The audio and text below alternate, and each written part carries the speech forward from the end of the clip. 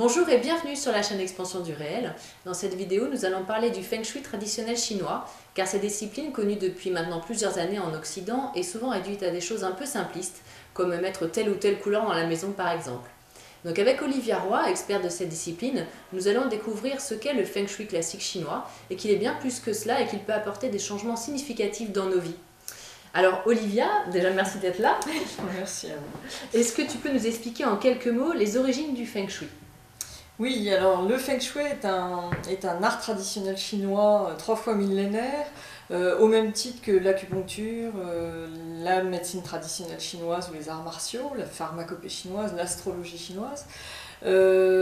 C'est un art qui est originaire de Chine, mais qui est répandu également au Vietnam, en Inde, enfin il y a plusieurs formes de Feng Shui. Le problème, c'est que ce Feng Shui a été, quand Mao est arrivé, il a interdit cet outil qui était au service de l'empereur.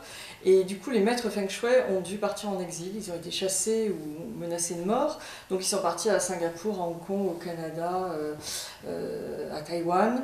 Alors il y avait le secret, les maîtres mouraient souvent sans dire ce qu'ils savaient. C'était les érudits des empereurs, au service des empereurs de Chine, qui avaient observé pendant des années et des années des échanges avec les jésuites sous Louis XVI. Ils observaient qu'une même énergie revenait des cycles de 180 années. Donc c'était très secret. Quand en 1949 ils ont dû fuir, ils ont commencé à l'extérieur à en parler pour vivre, ils ont transmis.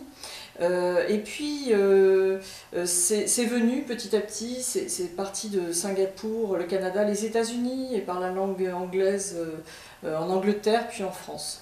Voilà, où c'est arrivé depuis les années 1990. Alors justement, pour nous en Occident, souvent le Feng Shui, quand on regarde un peu sur internet et qu'on n'est pas expert, on a l'impression qu'il faut peindre sa porte en rouge, etc. Et qu'on va devenir riche. Voilà, par exemple. Ah oui. D'où est-ce que ça vient, ces idées qui sont pas justes a priori hein. Alors il y a un livre de Sarah Rosbach qui a mis le feu aux poudres dans les années 70. Elle a suivi son mari dans je ne sais plus quel état des États-Unis, et elle a assisté à un stage. Donc ensuite elle a fait un livre sur les 5 éléments qui s'est résumé à être des couleurs. Donc repeignez votre porte en rouge. Bon, il y a aussi eu, ça a mis le feu aux poudres, mais il y a aussi eu la traduction des textes anciens. Par exemple, la rivière de Jade doit embrasser la maison. Alors, c'était traduit par des Allemands puis par des Français. Enfin, ça a été mal traduit et c'est n'importe quoi parce que c'est une pensée très très métaphorique qui ne peut pas être traduite du mot à mot. Et il faut vraiment une étude, une compréhension de la discipline tout entière pour tenter de comprendre. Donc voilà, c'est pas parce que vous repeindrez votre porte en rouge que vous allez devenir riche, sinon ça serait trop facile. C'est plus une circulation des flux, comment le lieu respire ou pas, sur quoi il est posé, sa colonne vertébrale, tout ce qui, en termes de vides et pleins, de yin et yang, si le lieu est très ouvert, très actif ou trop actif, qui donne sur je sais pas, une autoroute ou sur une rue à 4 voies, ou au contraire s'il est au fond d'une cour avec des murs épais de 2 mètres et à l'ombre. Voilà, c'est comme une personne, c'est une personnalité, le lieu, et là le but c'est pas de se l'approprier mais de l'apprivoiser en le connaissant de manière à se ressourcer à ce lieu qui nous ressource pour durer le plus longtemps possible dans le meilleur état énergétique possible. C'est ça vraiment le véritable Feng Shui traditionnel chinois. Et alors, quelles sont les problématiques dans la vie d'une personne que le Feng Shui va pouvoir résoudre comment le Feng Shui peut aider une personne? Alors, il y a 2 sortes de problématiques, enfin de domaines de problématiques. C'est le relationnel et la santé d'un côté, et de l'autre côté, l'activité et la prospérité. On ne peut pas avancer les 2 pieds en même temps. Donc une personne qui va venir me voir en me disant ma fille doit passer son bac et moi je veux reprendre une activité et mon mari est à la retraite mais je ne m'entends plus avec lui, on va avancer pas à pas. Premièrement peut-être le bac parce qu'il y a une date, ensuite le relationnel avec le mari et du coup il va y avoir un fil directeur qui va être différent. Je travaille toujours sur problématique et je demande à la personne de réfléchir à sa problématique et de me l'énoncer par écrit. Comme quand on tire le yiking, on doit énoncer une problématique bien particulière et la manière dont on formule la question est importante. Donc là, comment je vais rentrer dans la carte énergétique en observant ça va vraiment diriger moi mon étude, ça va m'ouvrir des clés, ça va être un fil directeur. Voilà. Et alors, comment justement, en fonction d'une problématique, comment tu vas travailler? De quoi tu as besoin déjà? Alors, j'ai besoin qu'on me donne la date de bon, l'adresse exacte, un plan à l'échelle parce qu'on ne joue pas aux fléchettes, la date de construction de l'immeuble, c'est-à-dire le moment où a été posé le toit du lieu, de la maison.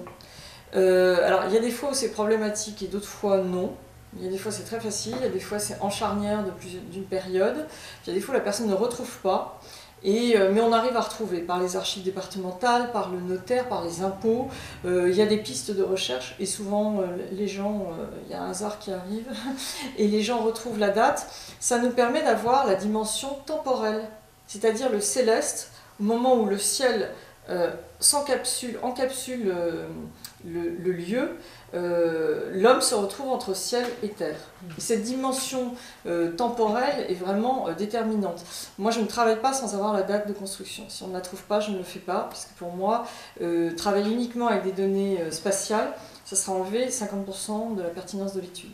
Donc il me faut une problématique, la date de construction du lieu, un plan, et la date de naissance de l'individu, parce que je vais superposer sa carte énergétique individuelle sur la carte énergétique du lieu, ce qui va me permettre d'affiner encore plus mon diagnostic. Et alors ensuite, une fois que tu as tous ces éléments, qu'est-ce que tu vas regarder? J'avais l'impression qu'en fait, un lieu, c'est un peu comme un être humain. On active des points ou pas. Comment tu procèdes? Oui, on va piquer un méridien qui va relancer le mouvement, comme en acupuncture. Alors, ça va faire prendre conscience, par exemple, là où le flux peut passer ou pas. Une porte est fermée, c'est comme un mur, mais on peut l'ouvrir. C'est comme une fenêtre qu'on ouvre. Donc le chi peut passer. Si là, il y avait une armoire ici, alors il y a une plante qui empêche qu'on ouvre la porte, mais si on pousse la plante, on peut l'ouvrir. S'il y a une armoire, on ne peut plus l'ouvrir. Ça condamne quoi? Quelle énergie il y a sur ce passage? La circulation des flux, c'est comme si on prenait des patins à roulettes et qu'on soit l'énergie, le souffle vital, et hop, on voit, il va vers les fenêtres, il va vers un atrium, vers une VMC, il peut passer ou pas. Et dans cet endroit-là, il y a des endroits qui sont liés à l'activité où il vaut mieux de l'ouverture et de la circulation. S'il y a une armoire et que ça passe pas, il n'est pas activé.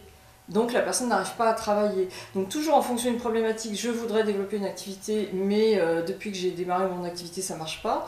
Ben oui, parce que votre bureau est positionné dans un endroit où il vaut mieux du calme, du yin, où il vaut mieux dormir, par exemple. Si vous le positionnez à cet endroit-là, on pousse l'armoire et on met le bureau, ça marchera beaucoup mieux en ouvrant la porte, par exemple. On voit souvent dans les livres de Feng Shui occidentaux qu'il faut activer les sections nord, sud. Voilà. Qu'est-ce que tu en penses? Est-ce que ça a une vraie... Alors, ça me fait penser aux hôtels Feng Shui, quote, entre guillemets, où des gens vont venir avec des dates de naissance différentes et vont dormir tous dans le même lit et ils sont censés tous dormir pareil. C'est comme si vous alliez chez un coiffeur qui dit c'est la mode de la coupe au bol, tout le monde va avoir une coupe au bol, on vous applique un remède, mais on ne cherche pas à voir votre physionomie, votre visage. Il faut respecter le lieu et sa personnalité et voir quelle est l'étoffe énergétique, de quoi il est constitué, pour pouvoir s'adapter à lui. Et c'est pas un hasard, le lieu que vous choisissez, entre 3 ou 4 appartements qu'on vous donne à choisir quand vous visitez, vous avez le choix en général, ou alors vous n'avez pas le choix, on vous dit c'est celui-là que vous avez, bon, et vous le prenez. Ça, c'est pas un hasard. Il y a vraiment des gens qui me disent mais j'ai loupé cet appartement, c'était l'appartement de ma vie, et puis 3 mois après, ils m'appellent en me disant bah non, finalement il y a beaucoup mieux, ça nous correspond bien mieux, on se sent bien mieux là, il y a moins de travaux à faire, enfin, pour des raisons X ou Y, parce que nous, dans la société occidentale, on considère que les critères sont fonctionnels, esthétiques, financiers, mais il y a d'autres critères énergétiques qu'on ne peut pas voir comme ça parce qu'on ne le sait pas, que le Feng Shui permet de décoder. Et c'est pas un hasard si vous tombez avec un projet de vie dans un lieu donné, à un moment donné de votre vie, pour le réaliser. Qu'est-ce que ça peut être ces critères énergétiques? Alors ça peut être de pouvoir d'avoir un lieu où il y a alors la carte énergétique s'établit en fonction de la façade énergétique, c'est pas la façade architecturale, c'est le visage du lieu. Le visage du lieu, c'est là où il y a au moins une ouverture et le plus d'activité à l'extérieur. Donc une rue passante, deux fenêtres, voilà. Puis de l'autre côté, il y a une petite cour sombre avec une toute petite fenêtre. La façade va être du côté le plus ouvert, ce qu'elle montre à voir. Ensuite, il y a le cœur du lieu, c'est le centre de gravité. C'est ce qui réunit toutes les surfaces connectées et couvertes. Donc une véranda va être couverte, mais une terrasse ne le sera pas. Donc on ne comptera pas le balcon, mais on comptera la véranda fermée. On va trouver le centre du lieu. Où est-ce qu'il se trouve? Comment on le trouve? Alors on le trouve en prenant le plan et en calculant la surface totale de toutes les surfaces connectées et couvertes. Donc si par exemple il y a un garage qui est à l'extérieur de la maison, qui ne communique pas par une porte avec la maison, on ne le comptera pas dans la surface de la maison. Mais s'il y a une porte qui mène au garage, on comptera le garage dans la surface totale. Et ça va être le point équidistant de chaque... Oui, le barycentre. D'accord. Ce centre, c'est le cœur du lieu qui inspire et qui expire, qui permet à toute la carte de se vasculariser et qui délivre le message essentiel du lieu, le message céleste. Donc ça, on n'y touche pas, c'est comme le bureau ovale. Obama, il donne ses ordres pour aller faire la guerre en Afghanistan ou pas, mais on n'y touche pas, c'est ce qui est donné à vivre. Il faut une certaine humilité. Le ciel nous envoie, l'univers nous envoie des choses à vivre. Par contre, on va l'appliquer, les remèdes, dans les provinces, dans les secteurs, qui correspondent aux 8 directions cardinales intermédiaires. Et ensuite, il y a l'assise du lieu. Là, je suis assise dans un fauteuil, je suis bien assise. J'ai un dossier, c'est confortable. C'est pas pareil que si j'étais sur un tabouret et puis que derrière ça soit en pente avec un étang plein de bois morts. Voilà, on va observer les environs du lieu. Qu'est-ce qu'il y a en assise? Qu'est-ce qu'il y a en façade? Est-ce que c'est trop yang? Est-ce que c'est trop yin? Si vous voulez développer une activité au fin fond d'une ruelle, au cours gris, au mur gris et qu'il n'y a rien qui vous signale dans la rue, personne ne va savoir que vous êtes là. Donc il faut signaler pour un... Ça, en feng shui, on ne pourra rien faire. On dira à la personne, siggnalez par un néon qui clignote à l'extérieur que vous êtes là, faites de la pub sur Internet. Enfin, il y a aussi des choses de bon sens. Mais voilà, moi, quand je vais dans un lieu, j'ai un nouvel œil, j'ai un nouveau regard, j'ai un œil neuf sur ce que la personne ne voit plus. L'ampoule claquée, les vitres sales. Donc, et je vais regarder des formes qu'elle n'aurait pas vues. C'est-à-dire par exemple, moi, je me souviens quand j'avais dessiné ma première maison, ma première carte sectorisée, je m'étais rendu compte qu'il y avait un coin qui... La maison n'était pas carrée. J'étais persuadée que ma maison était carrée. Et ben non. En la dessinant, je me suis rendu compte que non. Peu importe d'ailleurs, après ça a une signification ou pas, mais je vais voir des choses que les gens ne voient plus parce qu'ils sont englués dans leur quotidien. Ensuite, je vais voir où est-ce qu'il y a des formes comme une armoire, comme là où le chi, l'énergie vitale, va être stagnante. Est-ce que c'est bien ou pas? C'était stagnant quand il y a des meubles, quand il y a des choses qui... Oui, quand il y a des passages où le chi ne circule pas. Il y avait un couple qui avait condamné un couloir pour en faire un dressing. Très bonne idée. Et ils m'ont appelé parce que le père ne s'occupait plus de leur fils aîné. Ils s'en occupaient pas. Ils avaient un enfant, ils s'en occupaient pas. Et en fait, ce couloir se situait dans un secteur où il y avait 2 énergies. Il y a 9 énergies en feng shui qui découlent du yiking. Ces 2 énergies parlaient du père et du premier fils. Et l'énergie ne passait pas parce qu'il fermait les 2 portes pour qu'on ne voit pas le dressing, où il y avait pas mal de désordre. Donc premièrement, je leur ai dit de virer tous ceux dont ils ne se servaient plus, qui les encombraient, qui les alourdissaient. Ensuite, je leur ai demandé de déplacer le dressing en me disant est-ce qu'ils vont le faire. Il y avait 2 chambres où ils pouvaient justement basculer les affaires. Et ça a été très rapide. En 12 jours, la personne m'a rappelé, la femme, elle m'a dit ils sont partis en vacances entre hommes. C'est quand même étonnant. Alors, il y a une chose aussi très importante. La première chose qu'on peut faire, c'est de trier, ranger, vider toutes les affaires dont on ne se sert plus. Parce que c'est autant de wagons de plomb énergétiques qu'on se trimballe. Il faut se dire, c'est comme si vous alliez déménager en Australie à l'autre bout du globe demain et qu'il y a 3 containers et je ne peux pas en mettre plus. Qu'est-ce que vous prendriez? Alors, tous les livres que vous ne relirez jamais, les disques qui prennent la poussière, maintenant il y a des petits iPods, on peut les mettre sur des trucs comme ça. les habits qu'on ne met plus.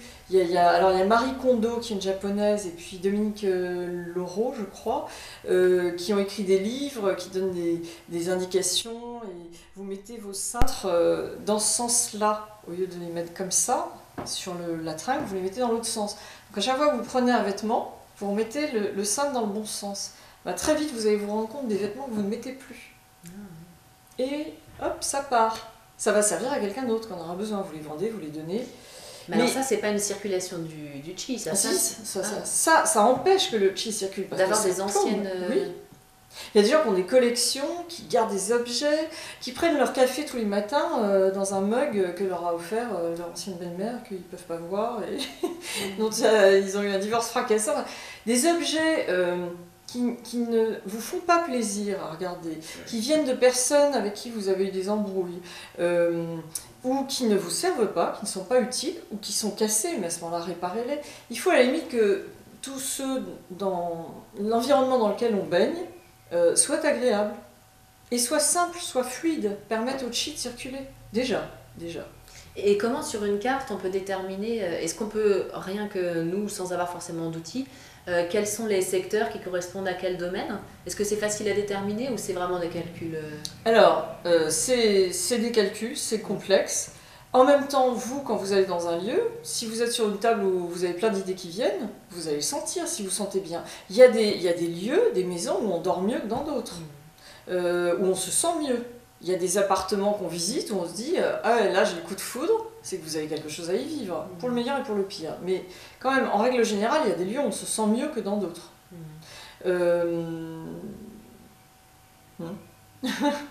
Quel genre de choses tu demandes aux gens une fois que tu as fait ton constat qu'est-ce que tu peux leur demander comme changement dans leur maison? Donc ils vont pas repeindre la porte en rouge. Qu'est-ce qu'ils vont faire après? Non, enfin, ça peut arriver, mais je n'ai jamais préconisé ça spécialement. Déjà que ça soit du bon sens. Ensuite, c'est comme de l'homéopathie ou de l'acupuncture, on va piquer un méridien pour réintroduire un mouvement. C'est de changer la place du canapé si c'est possible. Si c'est pas possible, ça va tendre un miroir à la personne en lui faisant prendre conscience de pourquoi elle est bloquée dans sa vie. C'est-à-dire que vous avez un centre de gravité dans un mur porteur. Alors, là, on va pas dire on va péter le mur, enfin, ou mettre un IPN, enfin, c'est vraiment rare. Je l'ai fait 1 ou 2 fois, parce que les personnes faisaient des gros travaux, on a libéré le cœur du lieu, ça a eu un impact, c'était assez émouvant. Voilà, mais dans la plupart des cas, on est souvent en location, on ne peut pas toujours. On va pas peindre un mur en noir parce qu'il y a une énergie eau et que le noir est la couleur de l'eau. Je ne demanderai jamais des choses comme ça. Par contre, il y a une dame qui a 80 ans, je lui ai demandé d'ouvrir plutôt ce côté-là de la baie vitrée que de l'autre côté. Parce qu'elle activait une énergie qui était plus propice pour sa santé que de l'autre côté, où il valait mieux que ça reste fermé. Et elle a vraiment ressenti ce changement. Voilà, c'est des choses qu'on va pas forcément, qui ne se voient pas à l'œil nu. Je vais pas marquer Olivia Roy est passée là, feng shui, avec des grands clignotants. C'est ouvrir une porte, la laisser ouverte, fermer une porte. J'ai demandé sur une porte de cuisine qu'on mette un groom pour raccompagner la porte. La dame m'a dit mais j'ai 3 enfants, comment je vais faire? Vous vous rendez compte, une cuisine, entre la cuisine et la salle à manger. Ben, mettez un groom. Il vaut mieux que cette porte, elle soit la plupart du temps en position fermée. Pourquoi? Parce qu'elle était entre la porte du jardin et la porte de la rue, que ça faisait un appel d'air pas possible qui activait 2 énergies qui étaient peu propices à la santé et qui avaient des problèmes de santé dans cette famille. Est-ce qu'il t'est déjà arrivé d'arriver dans des lieux qui soient tellement pas en adéquation avec la personne que tu leur dis vaudrait mieux partir? Non. Ou est-ce qu'on peut toujours faire quelque chose? Non, parce que d'une part, la personne a quelque chose à vivre pour le meilleur et pour le pire. Donc de toute façon, toute épreuve rend plus fort, mais on va essayer dans ces cas-là que la personne se repose, puisse souffler, que même si c'est une période difficile, puisse au moins reprendre son souffle et se positionner du coup dans le meilleur secteur. Et le fait de le comprendre va lui renvoyer un miroir à ce qu'elle est en train de vivre et va la faire évoluer. Et alors, est-ce que tu as un exemple assez parlant à nous raconter? Je sais que tu m'avais parlé d'un monsieur qui habitait près d'une ligne TGV. Oui. Et vous avez fait quelques changements et... Oui, en fait, il avait des problèmes. Oui. Il me reçoit chez lui et on parle et tout à coup il y a un TGV qui passe dans le salon. Donc je me suis dit ouh. Et il se rendait plus compte. Je lui ai dit mais est-ce que vous pouvez fermer la fenêtre? Moi j'entendais plus rien. Il ne se rendait pas compte en fait du bruit, de la violence. C'était trop yang, c'était vraiment exagéré.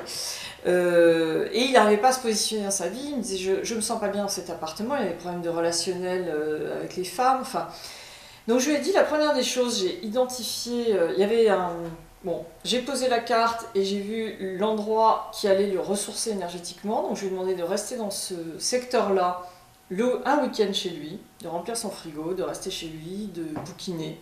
Ça a été mon premier remède. Alors il me dit mais je repeins pas. Mais je lui ai dit non, vous ne repeignez pas pour l'instant.